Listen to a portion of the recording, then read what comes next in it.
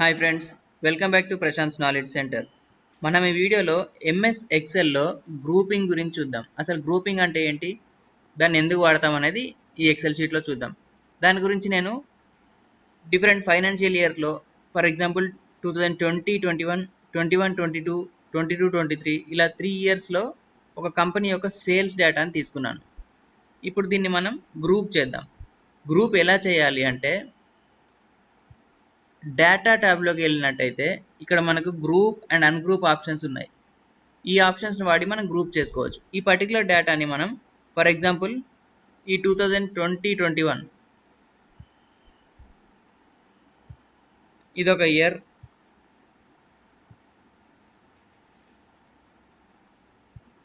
ఇదొక year, next ఇదొక year. ఈ 3 ఇయర్స్ డేటాని మనం ఇప్పుడు గ్రూప్ చేద్దాం. ఏ ఇయర్కి ఆ ఇయర్ గ్రూప్ చేద్దాం. ఎక్కడి నుండి అయితే ఎక్కడి వరకు గ్రూప్ చేయాలనుకుంటున్నామో ఆ పర్టికులర్ రోస్ సెలెక్ట్ చేసుకోవాలి. ముందుగా 3rd రో నుండి 15th రో వరకు నేను సెలెక్ట్ చేశాను.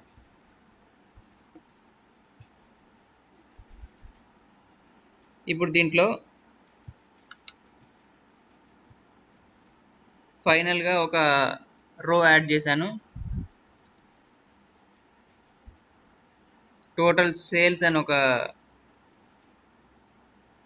సెల్లో నోట్ చేశాను. ఇది మనం కంప్లీట్ సమ్ చేద్దాం. ఆ ఇయర్ ఫైనాన్షియల్ ఇయర్లో కంప్లీట్ సేల్స్ ఎన్ని అనేది ఇందులో చూద్దాం. మనం ఇంతకుముందు క్లాస్లో సమ్ అనే ఆప్షన్ చూసాం కదా, సేమ్ అదే ఫార్ములా ఉపయోగించి నేను ఇక్కడ వరకు సమ్ చేశాను. సో టోటల్ 99.8 lakhs ఈ పర్టికులర్ ఇయర్లో సేల్ ఉంది. బోల్డ్ చేద్దాం, సైజ్ కొంచెం ఇంక్రీజ్ చేద్దాం, మార్జిన్స్ ఇద్దాం, ఆల్ బార్డర్స్. ఓకే, ఇప్పుడు 3rd రో నుండి 15th రో వరకు నేను గ్రూప్ చేయాలి. సో అక్కడ వరకు ఆ రో సెలెక్ట్ చేసి డేటా ట్యాబ్లోకి వెళ్ళి గ్రూప్ పైన క్లిక్ చేసి గ్రూప్ అన్నాను. సో నాకు ఇప్పుడు ఇక్కడ వరకు గ్రూప్ అయిపోయింది. ఏది 3rd రో నుండి 15th రో వరకు గ్రూప్ అయిపోయింది. అదేవిధంగా ఇందులో కూడా ఇక్కడ ఒక రో యాడ్ చేస్తాను.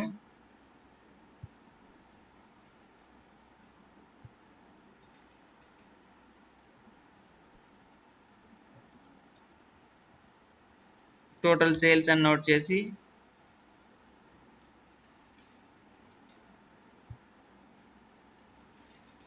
సమ్ చేశాను.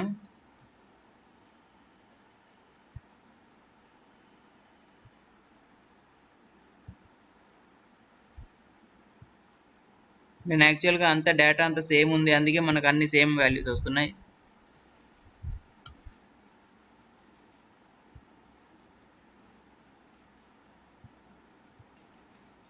ఇప్పుడు నేను ఇందులో 19th రో నుండి 31st రో వరకు గ్రూప్ చేయాలి.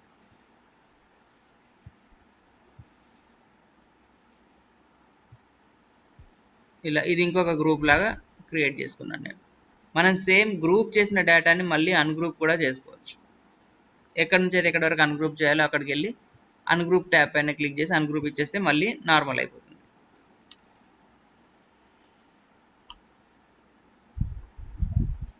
ఈ విధంగా మనం గ్రూప్ చేసుకోవచ్చు. మళ్ళీ ఇందులో సబ్ గ్రూప్ కూడా క్రియేట్ చేసుకోవచ్చు. ఫర్ ఎగ్జాంపుల్ డిసెంబర్ ఉంది, డిసెంబర్లో మళ్ళీ మనకు ఇంకా డేటా ఎంటర్ చేసుకొని సబ్ గ్రూప్ క్రియేట్ చేసుకోవాలనుకోండి, అప్పుడు కూడా చేసుకోవచ్చు. ఇక్కడ నేను రోస్ ఇన్సర్ట్ చేస్తాను. దాని గురించి ఒక రో ఇన్సర్ట్ చేశాను కదా, షార్ట్ కట్లో ఇంకా మిగతా రోస్ ఇన్సర్ట్ చేయాలంటే ఆల్ట్ ఎంటర్ ప్రెస్ చేస్తే ప్రీవియస్ యాక్షన్ ఏదైతే ఉందో, ఒక రో క్రియేషన్ అనే కాదు, ప్రీవియస్ యాక్షన్ మనం ఏం చేస్తామో అదే రిపీట్ అవుతుంది. ఇలా ఒక మంత్లో 4 weeks కదా, మనం week 1, week 2, week 3, week 4 ఇలా 4 weeks తీసుకున్నాం.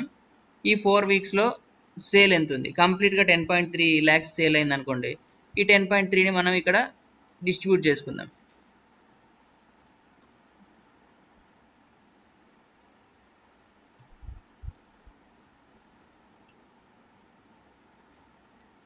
ఇలా డిస్ట్రిబ్యూట్ చేసాం. కంప్లీట్ 10.3 మనకి ఇక్కడ సమ్ చూపిస్తుంది. కంప్లీట్ 10.3 lakhs సేల్ ఉంది అందులో. నేను ఇక్కడ నుంచి డిసెంబర్ డేటా వరకు మాత్రం డిసెంబర్ది గ్రూప్ చేయాలి. ఇలా గ్రూప్ చేశాను. ఇందులో సబ్ గ్రూప్ ఉంది కాబట్టి నెక్స్ట్ సెకండ్ దాంట్లోకి వచ్చింది. ఇలా మనం అన్నీ ఒకేసారి క్లోజ్ చేయాలనుకున్నా, అన్నీ ఒకేసారి ఓపెన్ చేయాలనుకున్నా దీనిపైన క్లిక్ చేస్తే ఓపెన్ అవుతాయి.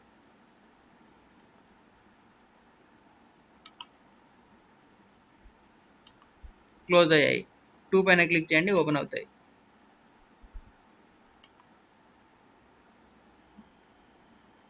ఇలా గ్రూపింగ్ అండ్ సబ్ గ్రూపింగ్ అనేది మనం ఎక్సెల్ షీట్లో చేసుకోవచ్చు. ఇంకొక షార్ట్ కట్ చూద్దాం. ఇంకొకటి ఏంటి అంటే, ఫర్ ఎగ్జాంపుల్ ఈ డేటా ఇందులో ఉంది, మనం ఇంకొక షీట్లోకి ఈ టేబుల్ని మూవ్ చేయాలి. మూవ్ చేయాలి అంటే మనం ఇంకొక ఎక్సెల్ షీట్ ఓపెన్ చేసి విండోస్ ఆర్ ప్రెస్ చేసి ఎక్సెల్ అని టైప్ చేయండి. ఇంకో ఎక్సెల్ షీట్ ఓపెన్ చేయండి. దాంట్లో మనం ఇక్కడ కాపీ చేసి ఇక్కడ క్లిక్ చేసి పేస్ట్ అని ఇవ్వచ్చు.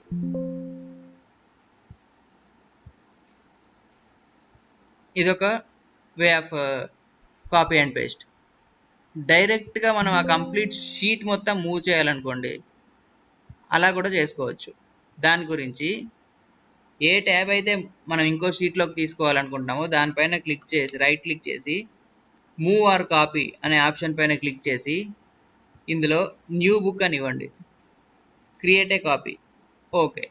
అప్పుడు ఇంకొక ఎక్సెల్ షీట్లో చూసారా, ఇదే ఒరిజినల్ ఎక్సెల్ షీట్.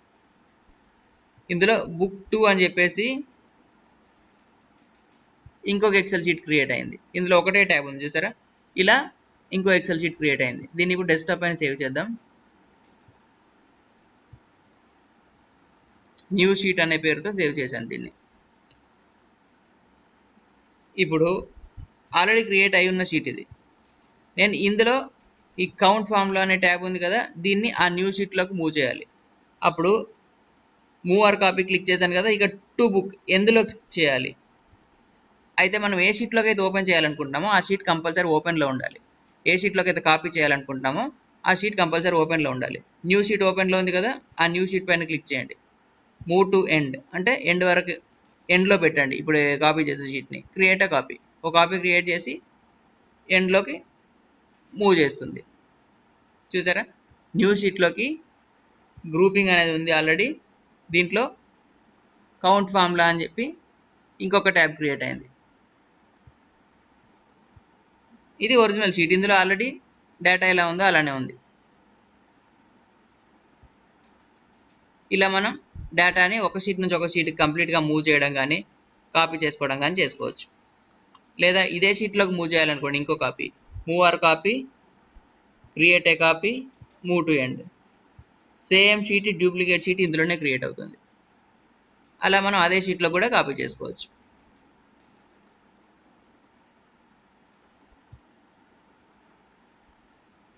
ఇది ఫ్రెండ్స్ ఎక్సెల్ షీట్లో చిన్న చిన్న షార్ట్ కట్స్. నెక్స్ట్ క్లాస్లో మరిన్ని వీడియోస్తో మళ్ళీ కలుద్దాం. Thank you friends. Please subscribe Prashant's knowledge centre.